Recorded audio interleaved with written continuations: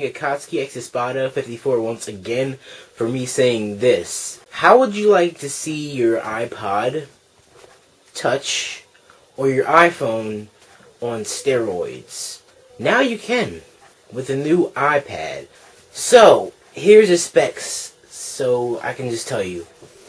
The iPad is pretty much just this, but bigger. Now, let me start off with the pros about it. You can get every single app that you get on this, put all these apps on your iPad. So, all these games and all these wonderful apps, you can just put it on your iPad. That's amazing, right? Yeah, of course it is. Because they showed that you can play games on here from the from the App Store actually, and it's really great because it kind of sets this sort of new thing for the gaming universe. But you know, I'm gonna get into that later. In the press conference, they did say that there was a borderline between two things. Number one, the iPod Touch or iPhone, and number two, the laptop or MacBook as they would call it. And that borderline was the iPad.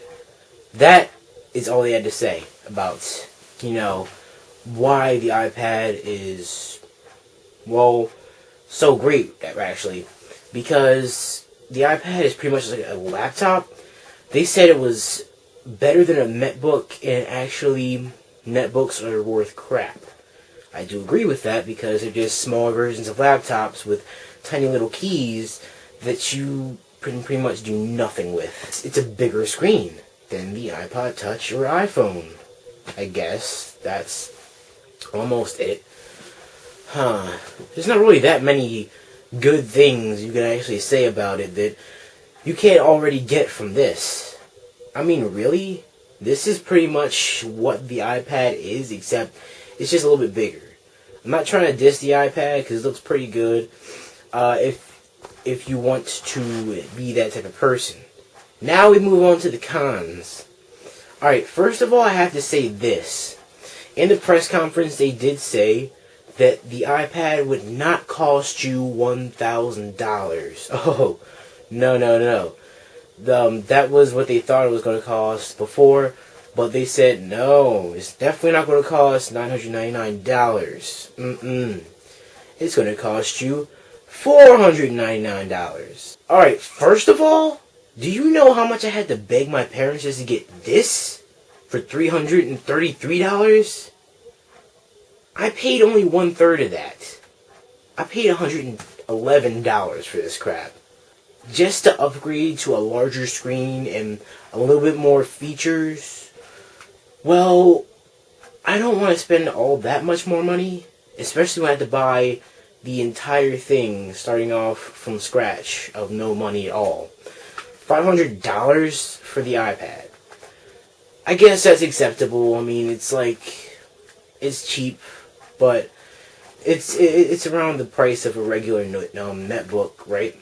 Yeah, a small laptop, around that type of price. Here's the thing. $500 is for the cheapest, most not useful piece of crap iPad you can get. I think that's the 16 gigabyte. That's not worth anything to me. The 16 gigabyte is what I have right here. I have the 16 gigabyte iPod Touch. I'm already sure that I'm going to use twice the space. So the 32 gigabyte is for me. Give or take 64 gigabyte. That's going to run you up at least $200 more, which means it already comes down to, let me see here, $700. Not to mention that that's not even getting your Wi-Fi as in iPhone terms. You're getting Wi-Fi like you get on the iPod Touch. The iPod Touch's Wi-Fi sucks because you have to be in an internet connection all the time. You have to be around a router or at a Starbucks to get internet connection. What? That's just... And the iPhone has 3G, of course. And to get 3G on the iPad, what you need to do is spend $130 more than you would for one without 3G. So the highest priced one, which is actually the one that you actually might want to get instead of the cheap crappy ones, the 62 gigabyte is one that you might want to get because it has the most space. And 3G is what you want to get because you can go anywhere in the world and have internet connection at all times. That's going to run you over $800, around $830 for that.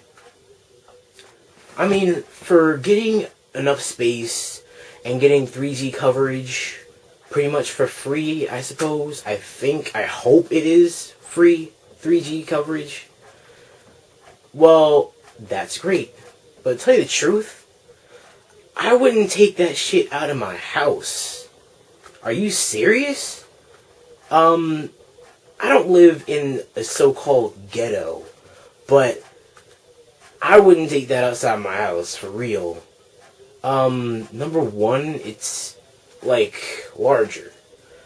So, why would I want to take it somewhere? I can just leave it in my house. It's a laptop, of course, but it's just, like, so many things can happen to it, and, yeah. Alright, but the iPad could actually be something good, but by what I've seen so far, it's just trying to be, the big kid to the iPod Touch. But I do agree that the iPad has some potential coming up in the future. Hopefully, definitely need a price cut, because that's just way too steep for my blood. And, oh, did I mention, going back over to the pros side, they added this, kind of like Word, like a Microsoft Word type thing to it, so I wish that my iPod Touch had that, because I'm in my room sometimes, I'm thinking like, oh shit, I have to finish a project, and it's due like tomorrow, but I don't feel like going on my computer and typing it up. So, can I just use my iPod Touch? No. There's no Word document thing in there. So, the iPad has like a Word document. You can type up documents, and you can email them to people. You can save them into a flash... Wait a minute. I don't even know if it has flash drive capabilities. If it doesn't, well then. Because it's trying to compete with laptops. You have to have a USB connection. God. But overall, I really think the iPad is just trying to be this wannabe of a laptop, but it's actually better. At 1.5 pounds, that's pretty light. And to get all this in that little bit, hell, I think it's actually still the weight of this. Maybe not, because this is actually smaller. But, it's pretty good for what I've seen, but I need more to get me interested, and I need a lower price. That's all I have to say. Because just showing me, oh, you can watch videos on it. Well, no shit. Oh, you can listen to music on it. Well, no shit. Oh, you can play videos and slideshows on it. Oh. Whew. Let me see here. Well, no shit. Everything that this can do, that should be able to do it better. And it does.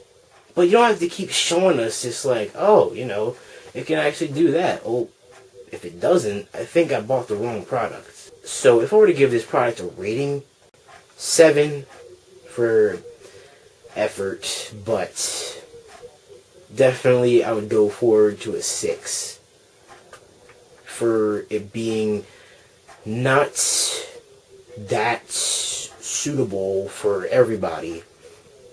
I mean, everybody should at least have an iPod Touch because of its interface. It has so much to do.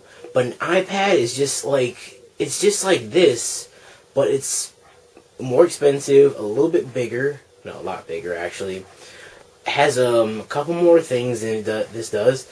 And, that's it. So, yeah, so I'm just gonna say I give that a 6, and that's it. So stay gold, everybody, and I'll talk to you guys later. Peace.